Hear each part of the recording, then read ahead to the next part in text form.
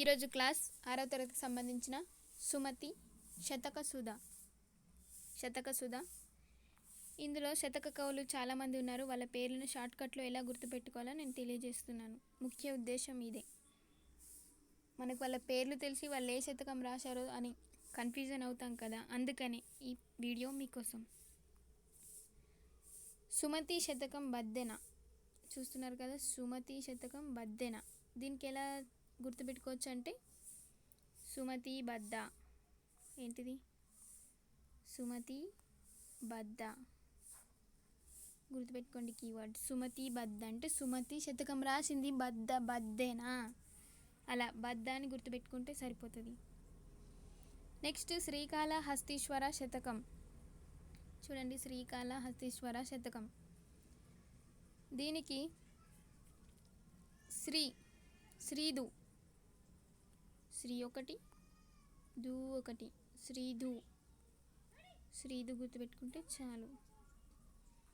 Next most important ఇవి చూడండి, చాలా చాలా ఇంపార్టెంట్. ఎట్లో ఇంతకుముందు అడిగిన క్వశ్చన్స్ ఆధారంగానే నేను ఈ వీడియో చేస్తున్నాను.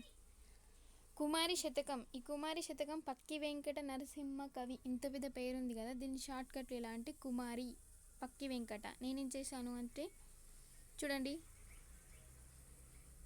కుమారి బక్కి. ఏంటిది? కుమారి బక్కి వెంకటి. కుమారి బక్కి, పక్కికి బదులు బక్కి వెంకటి. నెక్స్ట్ అట్లాగే సుభాషిత రత్నావళి రాసింది ఏనుగు లక్ష్మణ కవి. ఎవరు? సుభాషిత రత్నావళి ఏనుగు లక్ష్మణ కవి. సుభాష్ ఏనుగు ఎక్కాడు. ఏంటిది? సుభాష్ ఏనుగును ఎక్కాడు. లేకపోతే సుభాష్ చంద్రబోస్ దగ్గర ఏనుగు ఉంది. లేకపోతే సుభాష్ చంద్రబోస్కు ఏనుగు అంటే ఇష్టం. ఇలా గుర్తుపెట్టుకోండి. నెక్స్ట్ ప్రభుతనయ శతకం కౌకుట్ల నారాయణ. ఇది కూడా చాలా పెద్దగా ఉంది. ఇక్కడ ఏంటంటే ప్రభు తన ఇంత గుర్తుపెట్టుకోండి, లేకపోతే షార్ట్. ప్రభు కాకింట్ల అంటే కాకి కావు. ప్రభు కాకి చూడండి. ప్రభు కౌకి లేకపోతే కాకి అని గుర్తుపెట్టుకోండి, సింపుల్. తర్వాత గాంధీ తాత. ఇది చాలా చాలా ఇంపార్టెంట్. చూడండి, గాంధీ తాత శతకం శిరసినహల్ కృష్ణమాచార్యులు. ఇంత గుర్తుంటుంది కదా, గాంధీ తాత శిరశనగలు తిన్నాడు. ఎవరితో? కృష్ణమాచార్యులతో. ఏంటిది? గాంధీ తాత శిరశనగల్. ఏంటిది? శనగలు తిన్నాడు. నెక్స్ట్ చూడండి, భరత సింహ శతకం సురోజు బాల నరసింహాచారి. ఇక్కడ చూడండి, సింపుల్గా భరత బాలన. ఏంటిది? భరత బాల అని గుర్తుపెట్టుకోండి. ఇదొకటి అయిపోతుంది. భరత వస్తే బాల వచ్చినట్టే, అంతే. భవ్య. ఇక్కడ భవ్య చరిత శతకంలో భవ్య ఒకటి, డాక్టర్ టీవీ అని గుర్తుపెట్టుకోండి. భవ్య తనకిష్టమైన డాక్టర్ టీవీ చదివింది. ఏంటిది? భవ్య డాక్టర్ టీవీ చదివింది. గుర్తుపెట్టుకోండి, భవ్య డాక్టర్ టీవీ చదివింది, అంతే, సింపుల్.